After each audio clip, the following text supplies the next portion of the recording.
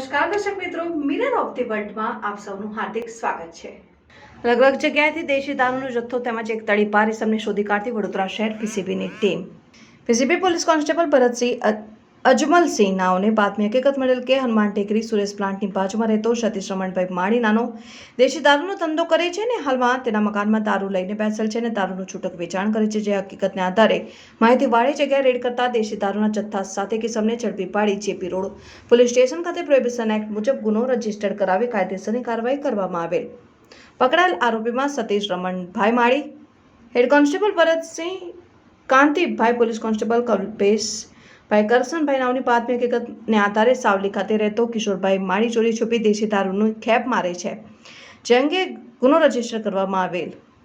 આરોપી Kishorbhai Rajubhai Mali, head constable Mahendra Vishwasrao, police constable Kalpeshbhai Karsanbhai નાઓને માહિતી મળેલ કે અર્જુન ઉર્ફે ભોપલો માછી શહેરમાંથી 2 વર્ષ માટે તડીપાર છે, છતાં ઈસમ ગતરોજ ગધેડા માર્કેટ રાજ રતનની પોળ ખાતે મળી આવતા ગુનો નોંધાયો।